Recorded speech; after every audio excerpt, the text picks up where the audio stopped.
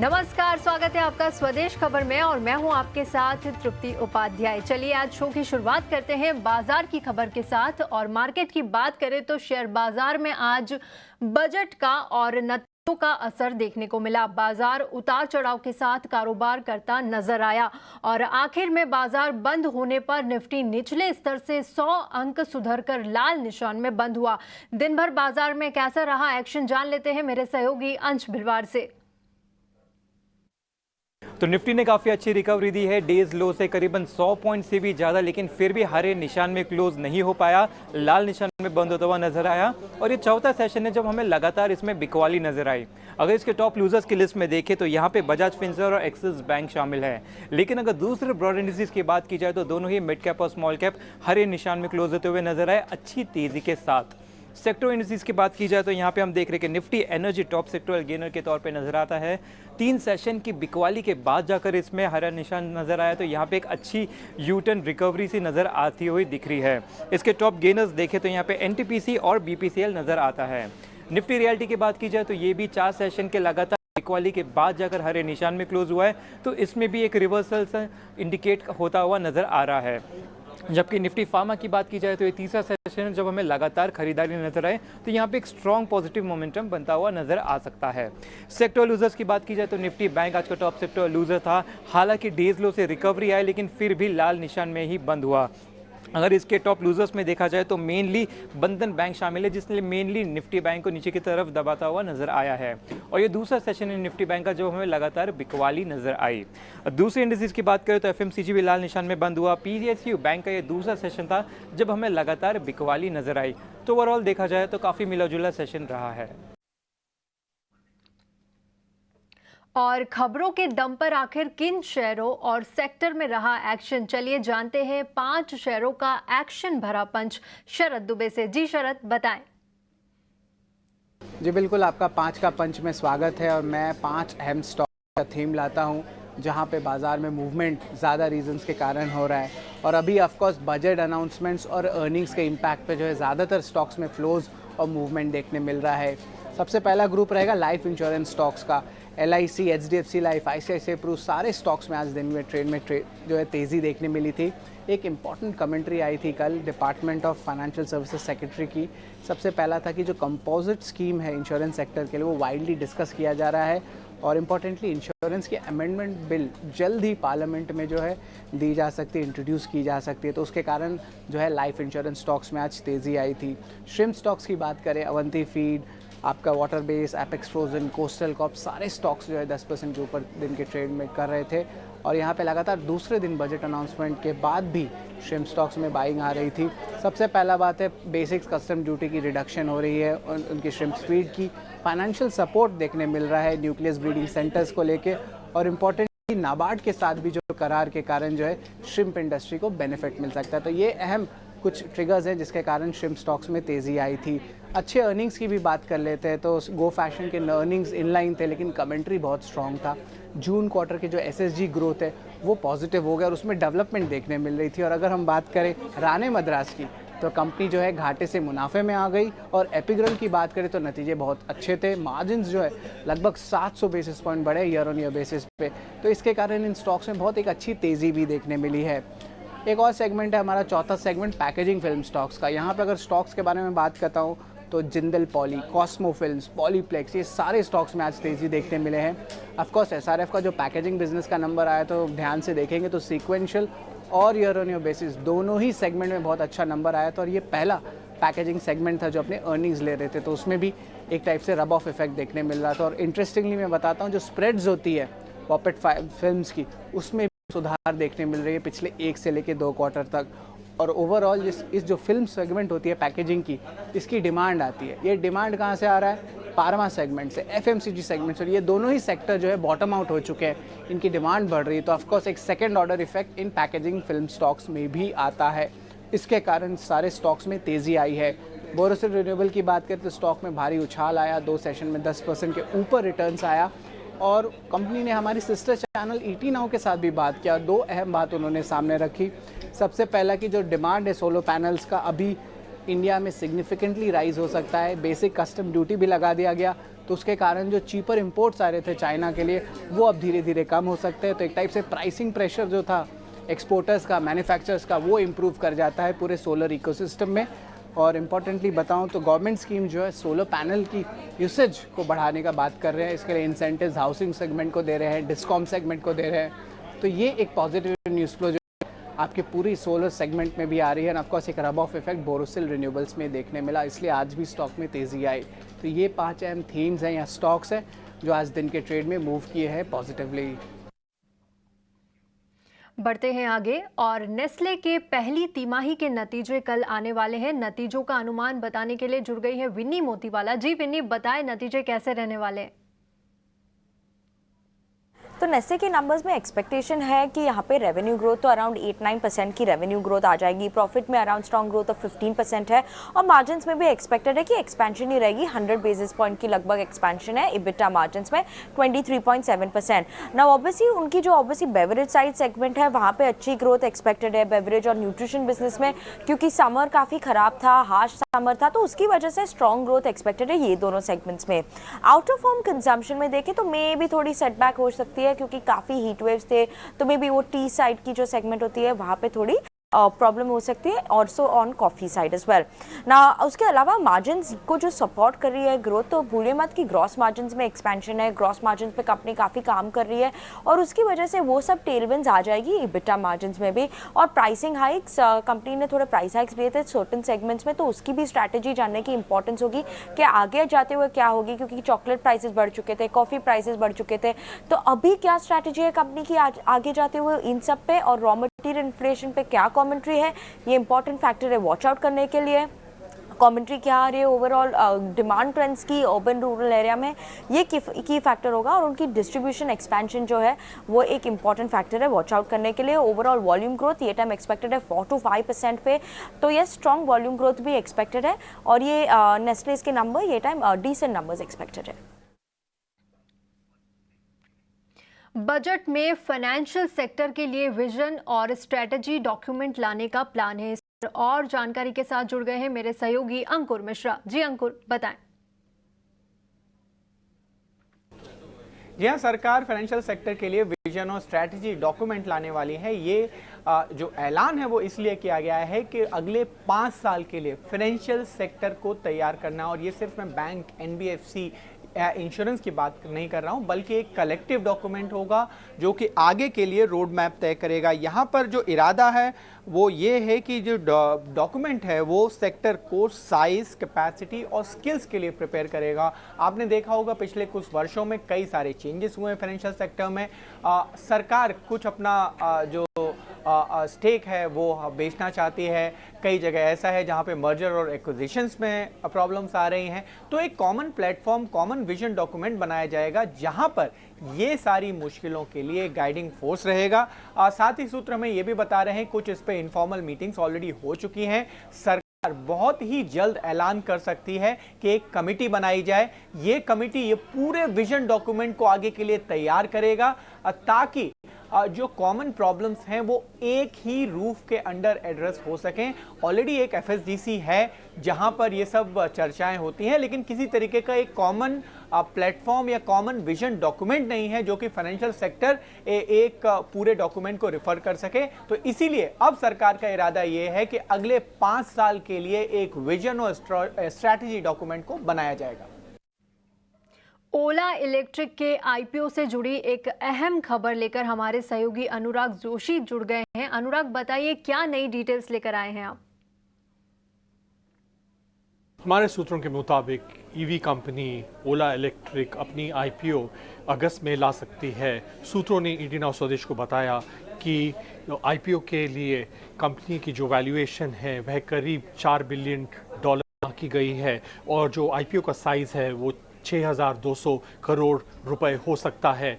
अभी ये आईपीओ के द्वारा कंपनी 5,500 करोड़ प्राइमरी इशू करेगी, जिसके तहत नए शेयर्स इशू करेगी। और जो OFS है, जो कि ऑफर फॉर सेल है, जैसा कि हमने जुलाई 10 को रिपोर्ट किया था, कंपनी ये विचार कर रही है कि उसकी जो OFS की साइज़ है वो घटाई जा सकती है और वो करीब 700 करोड़ होगी, बजाय कि 1,750 करोड़ जो कि कंपनी ने पहले प्लान किया था।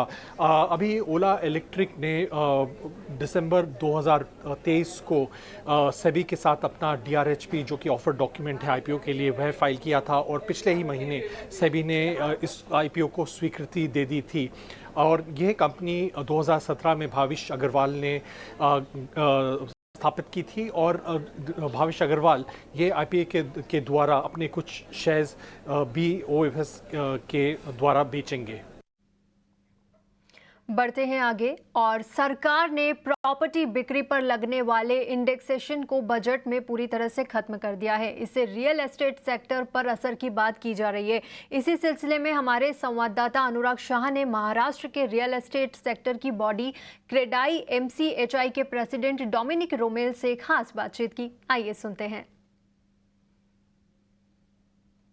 मेरे अनुमान से ये है कि जो long term capital gain tax की जो रिडक्शन आई 20% से लेकर 12.5% तक और एक पर्टिकुलर प्लेटफॉर्म पर लेके आया दोनों चीज़ को। या आप कोई भी LTCG टैक्स ले लो या शेयर मार्केट ले लो या कोई भी कैपिटल गुड्स ले लो, you are at par with the industry standard, तो which is a very welcome thing and a very good thing. Indexation में आज भी इंडेक्सेशन, अगर आप घर लेते हो long term capital gain tax में, आप घर ले तो वापस इन्वेस्ट करते हो तो उसमें टैक्स लगता नहीं है, तो you are having the option of both. तो मेरे हिसाब से इसमें कोई दिक्कत नहीं आनी चाहिए पीपल का, ठीक है। And we are a very young population. अभी आप देखो तो एवरेज एज इंडिया का 30-31 है, तो अभी लोग को और मकान खरीदने हैं, इनको और खरीदने हैं। 10 साल पहले तो मकान था ही नहीं उनके पास, अब मकान खरीदेंगे। तो मेरे हिसाब से लेकिन सर जो एंसेस्ट्रल जिनके मकान थे वो बेचने जाएंगे और 2001 की वैल्यू के बाद पूरा उनको टैक्स देना पड़ेगा। नहीं, उनको 20% से 11.5% टैक्स हो गया, तो वो भी तो कम हो गया। इन्फ्लेशन का जो inflation is not matching with your taxation, so that is not the point. पर जो आपकी जो राइज हुई है, आपको उधर 11.5% आपको इन्वेस्ट करने की भी जरूरत नहीं पड़ेगी। You can use that liquidity. नहीं तो people to save tax would go in bonds and do that. Today you are getting the liquidity and like a share market. Sir इसके अलावा जो रियल स्टेट सेक्टर में redevelopment की policy की जो बात की गई है, हालांकि डिटेल्स अभी नहीं बताई है, तो मुंबई जैसे शहर के लिए कितना बड़ा गेम चेंजर हो सकती है रीडेवलपमेंट पॉलिसी? देखो, मुंबई ने हर दूसरी बिल्डिंग रीडेवलपमेंट की है, बहुत बड़ी गेन है। और मैं धन्यवाद देना चाहता हूँ आपके माध्यम से फाइनेंस मिनिस्टर को for thinking about redevelopment, because this is a very urgent need for redevelopment. क्योंकि पब्लिक की अमुक बिल्डिंग आप देखो तो आप अभी आपने देखे लास्ट बारिश में 2-3 बिल्डिंग गिर गए, किसी की बिल्डिंग की C1 सर्टिफिकेशन है तो भी पब्लिक रह रहा है कि उसको ऑल्टरनेटिव नहीं है। तो ये अगर कुछ भी बेनिफिट दे सकते हो रीडेवलपमेंट के लिए आम जनता के लिए, बहुत बहुत बड़ी बात है। पुश्तैनी प्रॉपर्टी की बिक्री पर अब टैक्स ज़्यादा देना पड़ेगा, क्योंकि 2001 से बाद की प्रॉपर्टी वैल्यूएशन में बढ़ोतरी हुई तो बेचने पर इंडेक्सेशन का फ़ायदा नहीं मिलेगा। बजट में प्रॉपर्टी टैक्स की बारीकियों पर महासेवा के प्रॉपर्टी टैक्स एक्सपर्ट और प्रेसिडेंट रमेश प्रभु से खास बातचीत की हमारे संवाददाता अनुराग शाह ने। 2001 के पहले का जो भी प्रॉपर्टीज़ है उसका वैल्यूएशन 1/4/2001 का जो रेडी रेकनर वैल्यू है, सर्कल रेट है, उससे लिया जाएगा। उसके बाद इंडेक्सेशन अवेलेबल नहीं है। इंडेक्सेशन करने के लिए आपको 1/4/2001 का वैल्यूएशन 2001 का एक का वैल्यूएशन लेना था, वो अभी कायम रहेगा, बट उसके बाद इंडेक्सेशन नहीं होगा। इस हिसाब से मान लो जो भी एंसेस्ट्रल प्रॉपर्टी है आज वो बेचने को जाएंगे तो मुझे लगता है उनके लिए धक्कादायक है, क्योंकि उनको इंडेक्सेशन जो 3.5-4 गुना जो इंडेक्सेशन मिलना था वो अभी नहीं मिलेगा। उससे उनको 12.5% टैक्स भरना मतलब उनका आउटगो ज़्यादा होगा। ये उनके लिए नुकसानदायक ही है। सर और सर रीडेवलपमेंट की अगर हम बात करें तो जो FM ने बोला भी है अपने बजट के अंदर, रीडेवलपमेंट प्रोजेक्ट की बात करी, और अगर जो रीडेवलपमेंट प्रोजेक्ट में लोग आते हैं, बिल्डिंग बनती है, तो उनके ऊपर LTCG का इम्प्लीकेशन कैसा होगा? नहीं, देखिए रीडेवलपमेंट में 2-3 प्रकार का रीडेवलपमेंट होता है। एक तो देखिए मैं ज़मीन मालक हूँ जहाँ मेरा टेनेंटेड बिल्डिंग है तो मैं रीडेवलपमेंट में जा रहा हूँ, या मेरा ओल्ड बंगलो है उसको मैं रीडेवलपमेंट कर रहा हूँ। इनके लिए सब धक्कादायक है। देखिए जो नया फ्लैट मिलने वाले हैं ज़्यादा दिक्कत नहीं होगा, क्योंकि सेक्शन 54 जहाँ आप एक घर में या दूसरा घर में इन्वेस्ट करते हो तो आपको पूरा का पूरा कैपिटल गेन में एग्जेम्पशन है अप टू 10 करोड़। रीडेवलपमेंट की प्रक्रिया को सरल करने के लिए भी कहा गया है, तो इसको आप मुंबई जैसे शहर के लिए कितना बड़ा गेम चेंजर मानते हैं, क्योंकि उसमें जीएसटी जैसे जो प्रावधान है वो कहीं ना कहीं रीडेवलपमेंट प्रोजेक्ट में खलल पैदा करते हैं। नहीं, मैं तो मुख्य जो फाइनेंस मिनिस्टर को इतना बधाई दूंगा कि पहली बार उन्होंने रीडेवलपमेंट के बारे में जिक्र किया है और उन्होंने अपना जो बजट स्पीच में भी बताया कि रीडेवलपमेंट को लेकर अच्छा कॉम्प्रहेंसिव पॉलिसी करेंगे। रीडेवलपमेंट को लेकर आज की तारीख में मुंबई में मतलब वो 50% से 60% रीडेवलपमेंट हो रहा है। और फिलहाल वक्त एक छोटे से ब्रेक का। ब्रेक के बाद देखेंगे कि गुजरात में कितनी मुश्किलें बढ़ाई है बारिश ने, वहीं 9 राज्यों को लेकर मौसम विभाग ने क्या अलर्ट जारी किया है, बताएंगे इस छोटे से ब्रेक के बाद।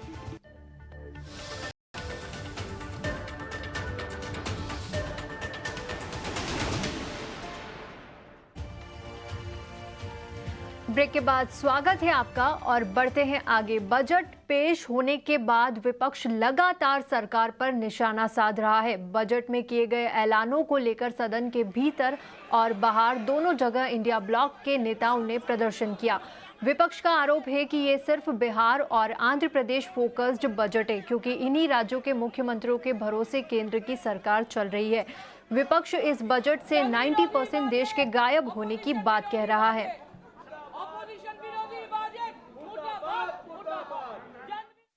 ये जस्ट टू सेटिस्फाई उन्होंने किया, लेकिन उससे कोई फायदा होने वाला है? सड़क भैया रास्ता क्यों? अरे सबको कुछ नहीं दिया है।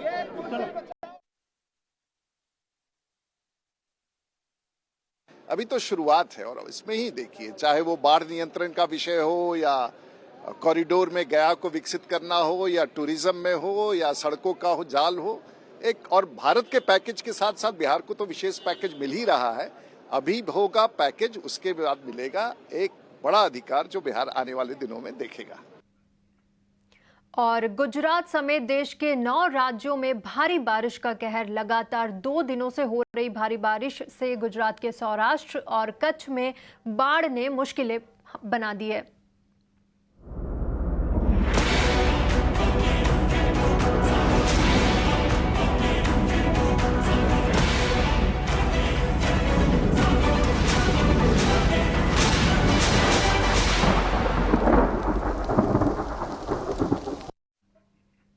गुजरात में पिछले 2 दिनों से हो रही मूसलाधार बारिश से राज्य के कई हिस्सों में बाढ़ के हालात बन गए हैं। सबसे ज्यादा बारिश का कहर कच्छ और सौराष्ट्र में दिख रहा है। भारी बारिश से नदियों में बाढ़ आ गई है। आप अपने स्क्रीन पर बड़ोदरा, नवसारी, डांग जिलों में भारी बारिश से पैदा हुए हालात की तस्वीरें देख रहे हैं। सूरत में एसडीआरएफ की टीम ने बाढ़ में फंसे लोगों को बाहर निकाला। सरकार ने बाढ़ की स्थिति को देखते हुए प्रभावितों तक हर संभव मदद पहुंचाने का निर्देश दिया है। गुजरात के मुख्यमंत्री भूपेंद्र भाई पटेल ने बाढ़ प्रभावित कई जिलों का हवाई निरीक्षण करने के बाद अधिकारियों के साथ बैठक की। प्रशासन जरूरी मदद पहुंचाने की बात कह रहा है, लेकिन भारी बारिश से लोगों की परेशानियां खत्म होने का नाम नहीं ले रही है।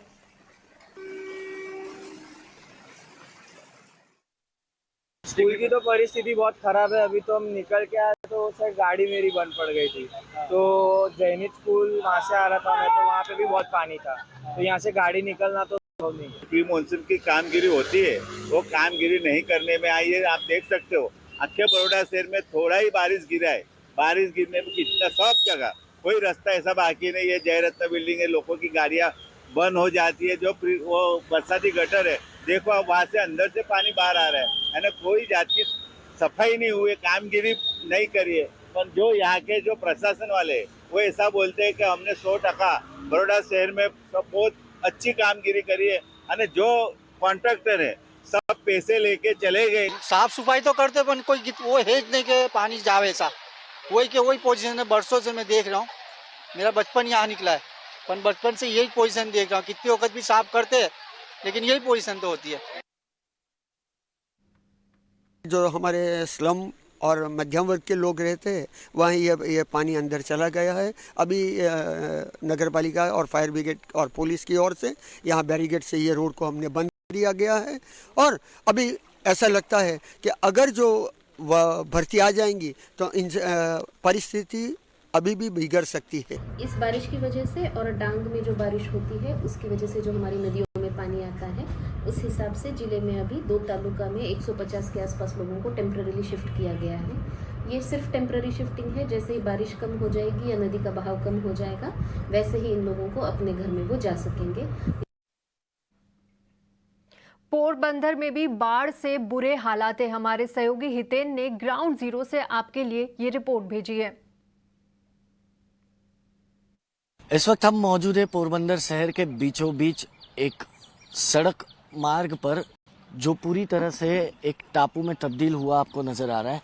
अगर आप तस्वीर देखेंगे तो चारों तरफ आपको सिर्फ पानी पानी नजर आएगा। हालांकि ये जय जलाराम रघुवंशी सोसाइटी से उस पार जाने वाली आरसीसी की पूरी सड़क है, लेकिन आप देखेंगे कि बाढ़ का कहर कुछ इस तरह है कि पानी लगातार बढ़ता जा रहा है। पानी का फ्लो भी तेज है और पानी भी जो है वो लगातार बढ़ता जा रहा है।